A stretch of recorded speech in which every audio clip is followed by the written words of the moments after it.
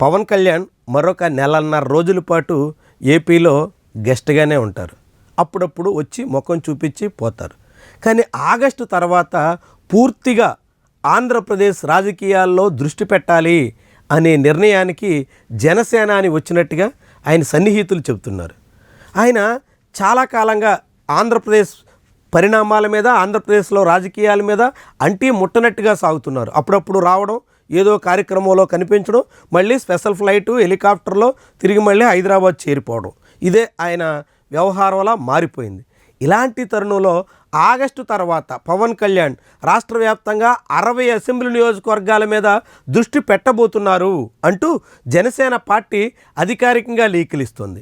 మరి జనసేన పార్టీ లీకులు ఇచ్చినట్టుగా 60 సీట్లలో జనసేన బలోపేతం కోసం ఆ పార్టీ అధినేత ప్రయత్నం మొదలెడితే దాన్ని తెలుగుదేశం పార్టీ ఎంత మేరకు సహిస్తుంది? తెలుగుదేశం పార్టీకి ఆ పరిణామం ఏ రీతిన రుచిస్తుంది?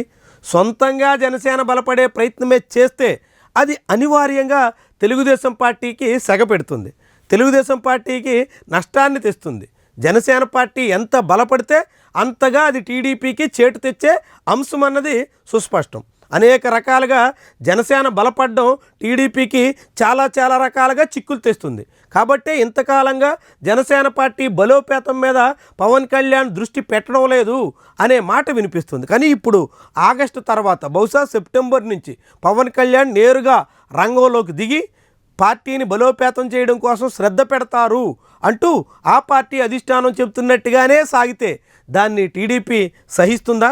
టీడీపీ దాన్ని అంగీకరిస్తుందా? ఇప్పటికే టీడీపీ ప్రాతినిధ్యం వహిస్తున్నటువంటి అసెంబ్లీ నియోజకవర్గాల్లో జనసేన పుంజుకోవడానికి తగ్గట్టుగా కార్యాచరణ మొదలెడితే ఆయా నియోజకవర్గాల్లో ఉన్న టీడీపీ నేతలు ఎలాంటి అడ్డుపుల్లలేస్తారు? ఏ మాదిరి అడ్డుకట్ట వేసే ప్రయత్నం చేస్తారు? టీడీపీ అడ్డుకట్ట వేస్తుంటే జనసేన ఎంత మేరకు సహిస్తుంది? జనసేన సహించలేకపోతే అది కూటమిలో ఎలాంటి కలహాలకు కారణమవుతుంది? ఆ కలహాలతో కూటమి విచ్ఛిన్నమైతే ఆంధ్రప్రదేశ్లో మారే రాజకీయ పరిణామాలు ఏ దిశలో ఉంటాయి?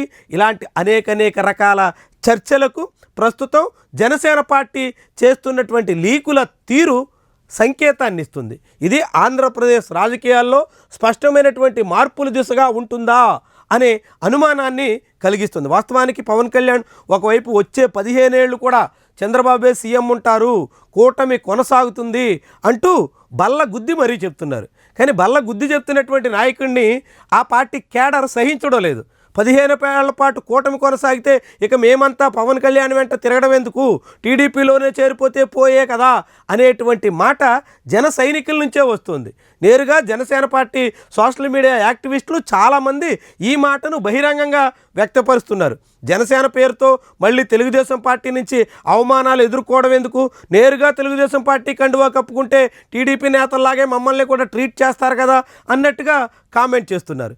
ఇలాంటి తరుణంలో జన సైనికుల నుంచి వచ్చిన ఒత్తిడికి పవన్ కళ్యాణ్ తలొగ్గి పార్టీని పునరుత్తేజం వైపు నడిపిస్తా అనే రీతిలో ఇంట్లు ఇస్తున్నారు. మరి ఆ ఇంట్లు నిజంగా నెరవేరుతాయా?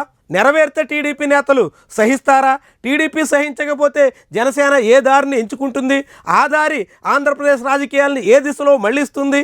ఇలాంటి చర్చలకు తాజాగా పవన్ కళ్యాణ్ వేస్తున్నటువంటి అడుగులు కారణమవుతున్నాయి.